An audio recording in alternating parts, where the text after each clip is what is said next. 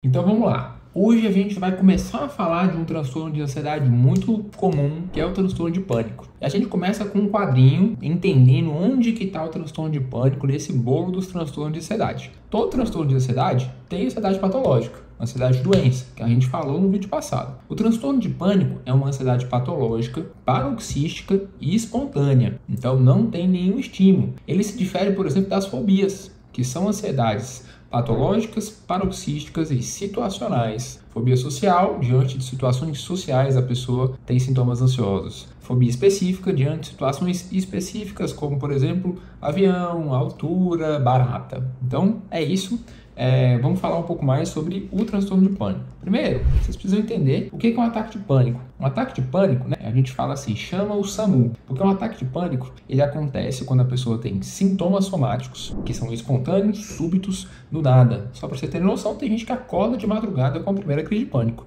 A pessoa está dormindo e acorda achando que vai morrer. Nessa hora, ela geralmente acha que tem uma doença acontecendo. Por quê? Porque o nosso corpo, ele ativa um sistema de desespero. Um sistema de desespero com dor no peito, com falta de ar, por exemplo. Se não tem nada assustando a gente, se não tem nada quando a gente olha ao redor dando informações pra gente achar que tá desesperado, que tem um porquê, a gente vai procurar onde? No nosso corpo. A gente vai procurar no seu coração, se meu coração tá acelerado, se eu tô com dor no peito e não tem nada que pode estar me assustando e eu tô morrendo de medo, é porque eu tô infartando, eu vou morrer, eu preciso ir pro hospital. Geralmente, a primeira crise de pânico que a pessoa tem deveria ser diagnosticada no pronto-socorro clínico, com você recém-formado que tá lá dando plantão, com um médico cardiologista, enfim, que vai ver, geralmente fazer um eletrocardiograma, fazer exames, e os exames não vão dar normais, nesse caso. E aí, geralmente, depois disso, a pessoa começa a ficar com medo de ter outras crises. Ela começa a ter uma adaptação comportamental. Essa adaptação comportamental, ela faz com que a pessoa comece a evitar locais semelhantes, com morrendo de medo de ter outra crise. E ela tem a tendência a não acreditar que os exames vieram normais. É comum pessoas com transtorno de pânico,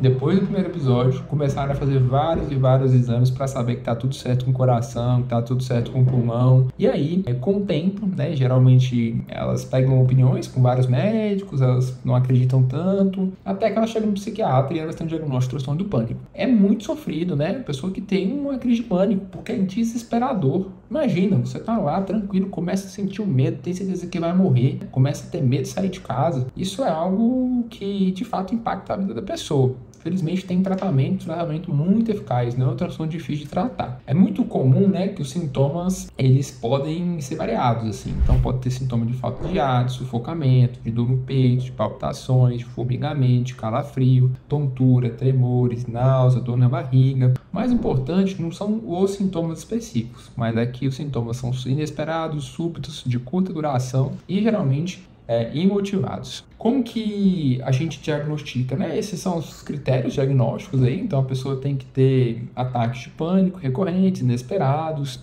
Esses ataques de pânico têm que ocorrer pelo menos 2 vezes, no intervalo aí de 6 meses, E isso mostra a característica de recorrência. O número 2 não precisa ser o fato, não. O fato é que tem que ser recorrente, não pode ser um ataque de pânico solto. Geralmente afeta 1 a 5% das pessoas ao longo da vida, é mais comum em mulheres que homens. Vocês vão ver que a grande maioria dos transtornos ansiosos tem essa proporção de 2 para 1. Geralmente começa com adultos jovens e tem uma tendência a ser recorrente ao longo da vida. Se a pessoa não fizer o tratamento direitinho, a pessoa pode ficar tendo crise de pânico, sofrendo, e pode ter uma consequência que vocês vão entender, que é a agorafobia, que é quando a pessoa começa a ter crise de pânico em determinados lugares e ela começa a ficar com medo de sair de casa, por exemplo, de locais públicos, de transporte público, de multidão. Tem vários exemplos de agorafobia, de locais fechados, de viajar sozinho, de viajar para longe de casa. São todos sintomas agorafóbicos. É um transtorno à parte, um tipo de fobia, que está muito associado com transtorno de pânico, e que geralmente acontece depois que a pessoa tem crise de pânico e começa a evitar. Quanto mais ela evita, mais restrita ela fica, com mais medo ela fica. É por isso que geralmente a gente diagnostica as duas coisas juntas e a gente tem que fazer uma estratégia em conjunto. Outro tipo de sintoma que também é comum é a pessoa ficar com ansiedade de doença. A ansiedade de doença é a famosa hipocondria.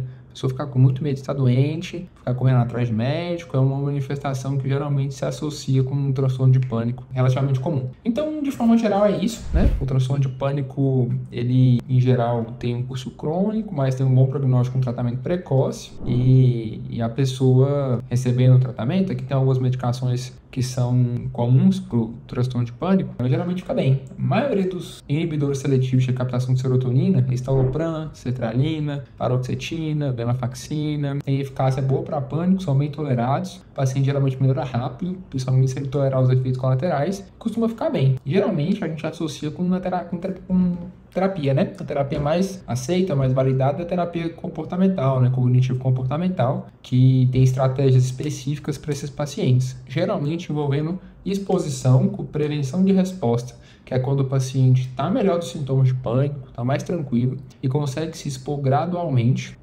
dos locais mais fáceis para os mais difíceis e vai processando emocionalmente, vai entendendo emocionalmente, não cognitivamente, que aqueles lugares ele não vai passar mal, que ele está tratado, que ele está estável, e ele vai se desensibilizando, vai se reacostumando e vai ficando bem. Então, esse é o resumo do transtorno de pânico, que é muito prevalente, muito comum e muita gente às vezes não sabe, né, que é pânico, demora a receber o diagnóstico. Então é muito importante que vocês, enfim, compartilhem, comentem, tirem dúvidas, eu tô aqui para isso. E vamos lá, até o próximo vídeo. Valeu, galera, até a próxima semana.